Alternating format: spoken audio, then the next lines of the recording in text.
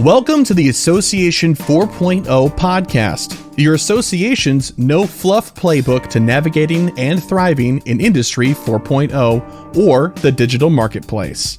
Each week, we bring expert insights to help you and your association stay ahead of the curve. Hello, my name is Sherry Budziak, and I'm the host of this week's podcast. I am here today with Teri Carden. She is the president of the Review Society and the founder of 100 Reviews. I'm so excited to have you here, Teri, to talk to us today about leadership during the pandemic, non-dues revenue, things that are you're seeing that's going on today. So thank you so much for joining me. Absolutely. My pleasure to be here with you today, Sherry. Thanks. So tell us a little bit about yourself and your company. So I am an association exec by nature. I was an association professional. I sat on that side of the desk for many, many years and implemented new technologies as the marketing and technology director at both a professional society and at a trade association. But I started dipping my toe in entrepreneurship and innovative ideas when I started Review My AMS back, like more than 8 years ago. And since then, I have started a new software solution called 100 Reviews. And 100 Reviews allows any association to spin up their own review site. So think Yelp or TripAdvisor, but just for your members and the things that they're buying at work. And through spinning up 100 Reviews and working with the awesome flagship clients of 100 Reviews, we quickly realized that non-dues revenue was a huge opportunity with 100 Reviews. And so I found myself deep diving into all the non-dues revenue conversation over the last 2 or 3 years. And I spun up an industry event called Non-Dues-a-Palooza, where it's all around product and solution providers and association executives that want to learn more about new ideas and how to implement and take new non-dues revenue ideas to market. So I'm kind of all over the place, Sherry. Identity crisis is what I call it. Well, that's great because everybody's looking for new ideas for non-dues revenue. That's for sure. So talk to me a little bit about what has the pandemic experience kind of changed your thoughts about the association industry? Oh gosh. I mean, I was thinking about this question and this part of the conversation, and I started writing down, okay, what departments have been affected? Okay, events department. Okay, leadership.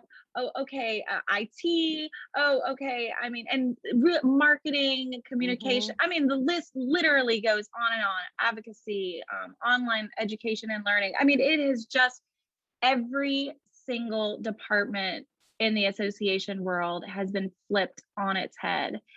And it's spreads from everything from us going to, the remote workforce and all of the evolution of what's been involved there, all the way down to how we can still continue to serve our members in a meaningful way and propel our missions forward differently than we ever have before.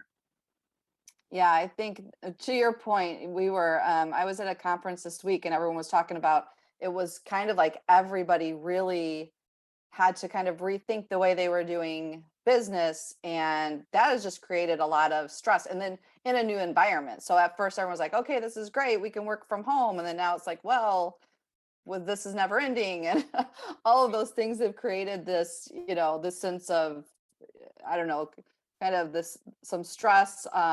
But also there's been an opportunity for, new ideas and new opportunities. So kind of give us your thought on what are those opportunities? Yeah, I think associations are now in just an absolutely prime position to embrace change. I think you guys have talked about it probably ad nauseum over the last, 10, 12 years or so. I've seen it kind of like the conversation of change, like kind of as a broken record. And there's always somebody's adversity to change, right? people don't generally like change just in general, but there are some change agents that are usually kind of drizzled or dripped or dropped in our organizations to kind of continue to like keep things fresh, right? But what happened was everybody had to embrace change. And so it really, I think, intensified some of that anxiety that you were just talking about across the board. But I think what it also did was it put everybody in the same playing position. Like we all have to do this together, and all of us are going to rise together if we can actually make it through this thing, right? And so I think clearly, like in the events side of the world, we've seen complete evolutions of, you know, what now is like question marks of the virtual slash hybrid environments for events, and how can we generate revenue there? How can we continue to engage and involve our members there, or constituents, even if they're not members? How do we keep the sponsors and people who are helping us with our bottom lines for these events? How can we keep them involved? And we're having to like completely rethink how we're doing our work and how we're remaining, you know, meaningful. I mean, that's just one department, right? Another thing kind of I see, I've been seeing from like a 30,000 foot view is there are some industries who are seeing some nonprofit consolidation. So those associations that didn't have reserves saved up, the associations that weren't prepared for this kind of monumental effect are looking for help. And they're looking for help with sister companies. And those sister companies are going, yeah, sure, I'll come in and I'll help you, you know, run your very expensive virtual event. Your members can come. But next thing you know, we've got entire industries. I know some in banking, some in CPA world. There are several different industries that these smaller societies are coming together, but they're also being consolidated. And so what that asks me is like, where are the opportunities there, and what's the effect what's the ripple effect that's gonna happen with consolidation there? And I think it's something that's been overdue for a really long time. I think some people are reinventing the wheel unnecessarily. And we can take one organization and have several special interest groups under one umbrella, rather than having 15 different associations trying to do the same thing. I think even bigger than that, as you can see, like I've started kind of super granularly with the events thing and then think a little bit bigger. I think our impact for global, like to like affect on a global level is better than it's ever been.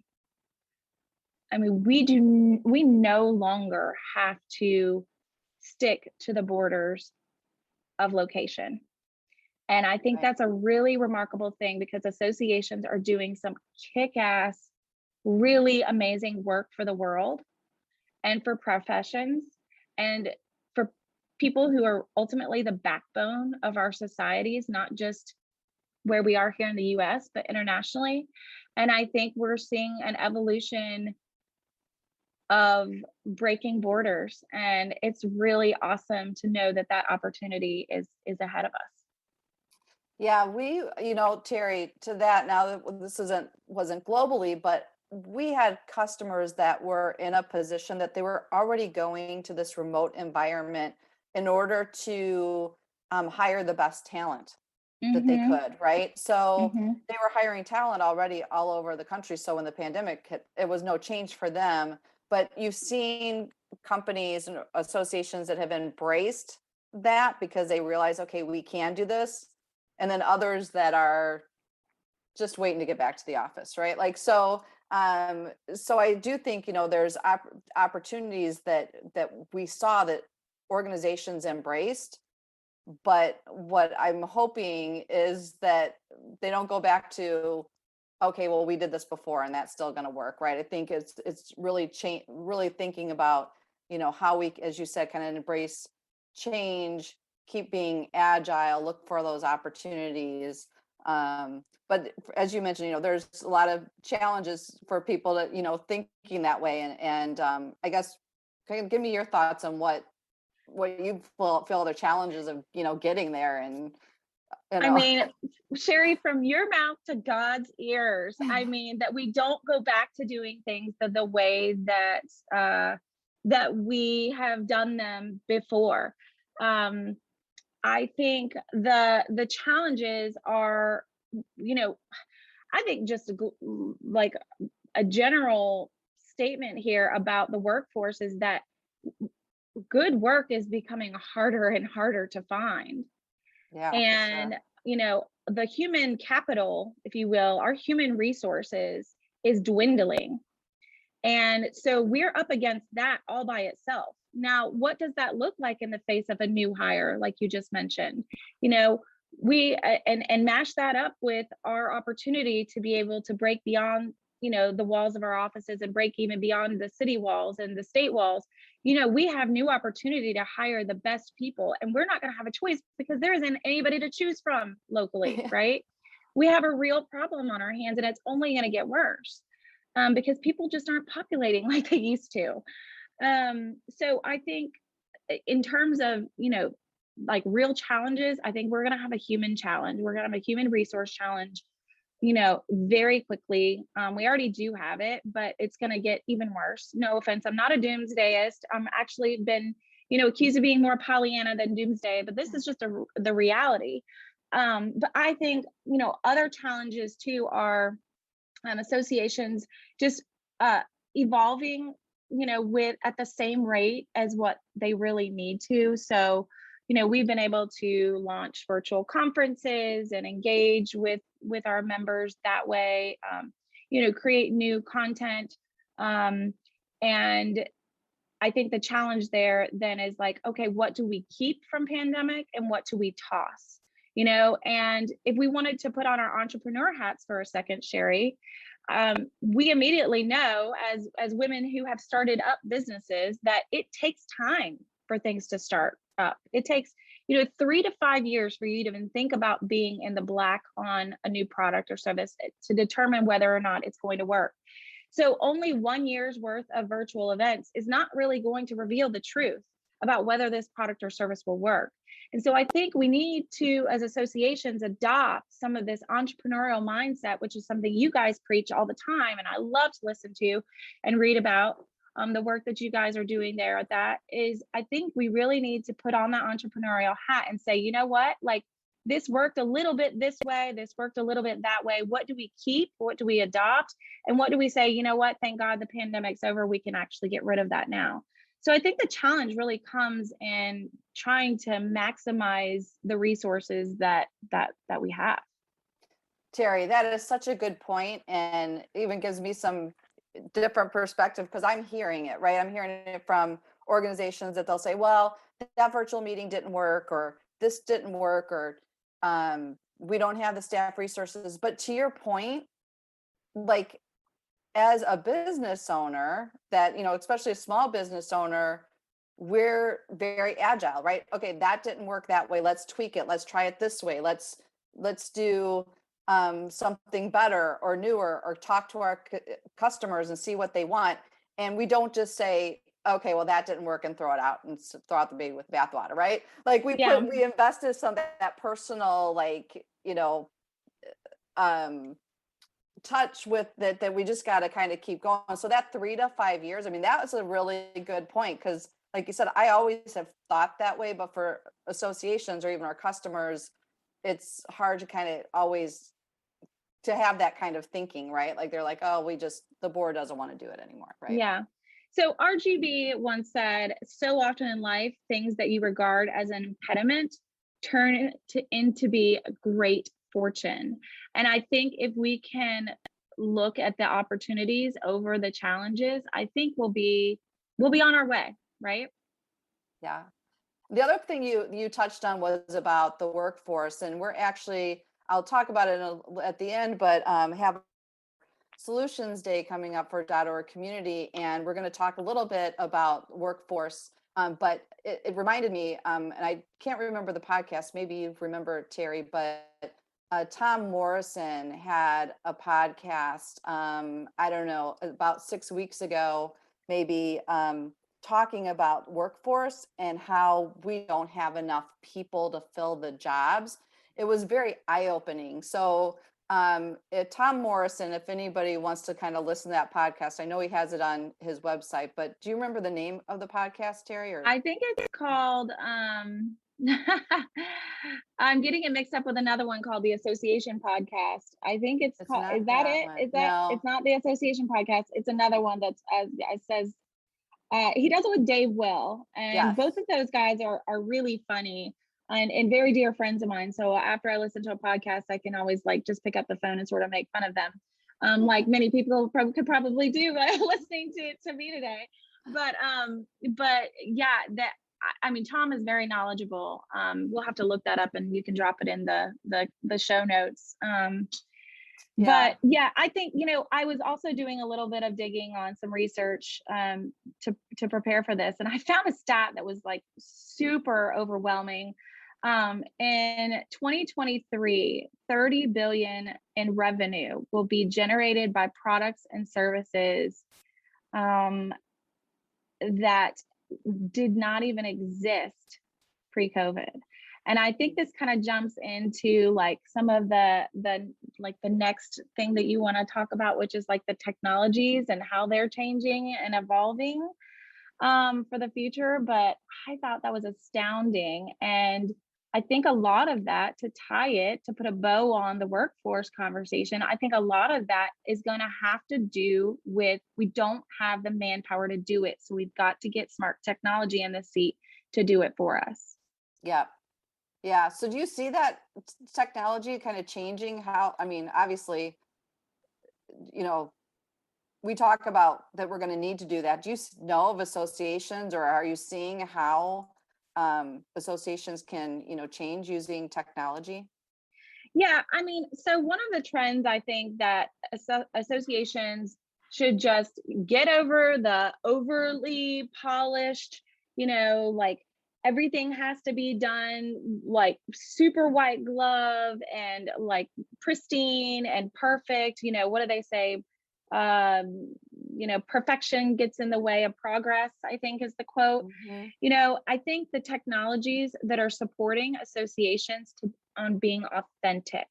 Okay, so I think authenticity. So if we're talking specifically to your clients or your customers and their leadership role at associations, we kind of already said, okay, put your entrepreneurial hat on, but with that entrepreneurial hat on, you need to put your authentic entrepreneurial hat on. And I think that associations, if we just start to embrace the kind of the reality of humanity, and we are people that are behind the desks working, and we are serving real people. I think the technology solutions that are helping associations embrace the authentic ways to do business are going to be the ones that soar. Match that up with the opportunity for them to generate revenue, and you kind of have this golden ticket of technology, right? I think the technologies that are, relaying content or messaging in an automated yet very meaningful and authentic and impactful way, that also can figure out a way to generate revenue, are just gonna rocket ship. Yeah. So, and I think associations are dipping their toe. I mean, if we think of the tools like Gather Voices, and Prop Fuel, the voice of the member, Association TV, even, I think they're one of the .org community sponsors. They've gotten it for a long time. They've gotten it for a lot of years, where they're supporting, the real deal, right? And I think associations that can figure out a way to be truly authentic in front of their members, in front of their industries, and mash that up with the tools that support that are going to just kick butt. Right. Yeah. Good. That's great. It's great thoughts, Teri. So I'm really excited that you're going to be coming to Schaumburg, Illinois to speak at our Woohoo! Solutions Day on November 10th. Yay, I get to see you in person. Yay. I know. Well, we can hug it out for real. Yay, I can't wait. So Teri, tell us a little bit about your presentation and what people can expect if they come and join us. Yeah, sure. So what we didn't really dig into a lot here, but you heard me allude to it, is the non-dues revenue conversation. I love talking about how associations can generate more revenue to help those bottom lines, to supplement some of the loss that's probably happened over the last 2 years now. And I'm going to be talking about 5 ideas. And if I can squeeze in a bonus idea, I will. But it's going to be 5 brand new ideas that you probably have never even heard of. Not your grandma's non-dues revenue that we'll be talking about. And we'll actually be talking about the individual ideas and then associations that have been brave enough to try these ideas. So I'll be presenting the case studies, and then we'll actually engage the audience and we'll ask, like, what do you think the level of effort to get a program like this off the ground will be? And so I'm really, really looking forward to being with the crowd on November 10th. That's awesome. So before we wrap up, Teri, any final thoughts for today that you want to share? Maybe I'll just leave you with one of my favorite quotes from Steve Jobs.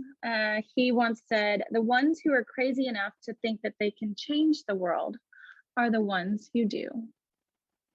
That's great. Well, I really appreciate your time today. This has been great. I cannot wait to see you. And for those of you that are listening in, and if you haven't registered yet for .org Community Solutions Day, you can go to orgcommunity.com/solutions day and join myself and Teri and a whole bunch of other experts in the industry, and we can all learn from each other. So we hope to see you there. And hug it out, right? And hug it out. We can make a group hug, okay? That'll be awesome. Thanks, Teri. All right, thanks, Teri.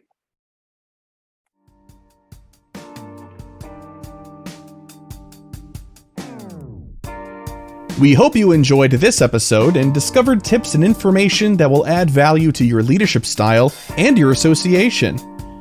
.org Source specializes in positioning teams for success with solutions for technology, strategy, and marketing. Please contact us at info@orgsource.com or visit www.orgsource.com to find out how to keep your organization on track to Association 4.0.